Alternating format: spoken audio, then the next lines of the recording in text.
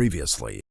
This box, I believe I purchased back in early 2000s, about 2005, 2006. No idea what condition this is in. Let's see what it is. And there, it is an Arctech. This is a version 1 of the SU27.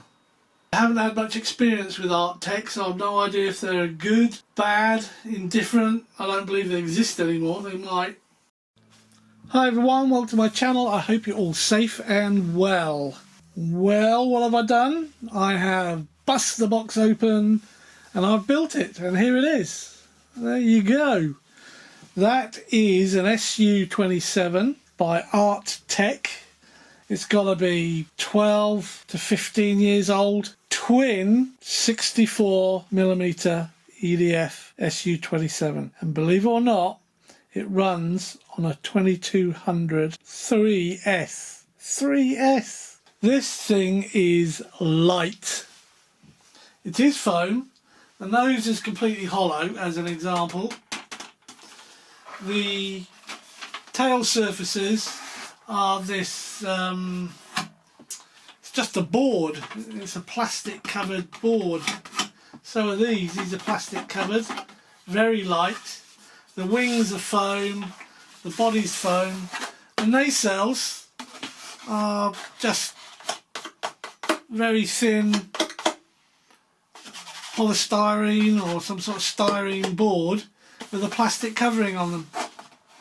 It's so crudely put together that this servo arm is pointing inwards, so it matches this servo arm, which is pointed outwards. So they haven't even got reverse servos for it. Unfortunately, it is a bottom feeder, which is here, and you have no room in there. You basically open this up and a battery goes in. Now I have the original battery, which is on the red plug here, and I think that's called a Dean's. It's like a T-shaped, like that, or like that, however you want to look at it. I think that's a Dean's plug. I've got the original battery. Whether it's going to hold a charge or not, I do not know, but I will charge it up and we'll use that. I've also got an 1800, but I think it's a 4S. I might have a 3S, and I'll get that in there if I can. The problem is, that's it. It is that bay, and the C of G has to be where the C of G is. Now, the Arctech manual didn't come with any C of G information, and it hasn't come with any movement information either. That's how bad these things were back in the day. You can see what I've done here. I've actually cut a hole. This is just very thin foam. I've cut a hole here and I've stuck an AR630 in it. The centre of gravity comes just at the end of this white piece here. So I'm going to mark that out and put my markers on it so I can balance it, see where it comes. And as for movements, I've gone on the internet and I've gone on to RC groups and found a very old post.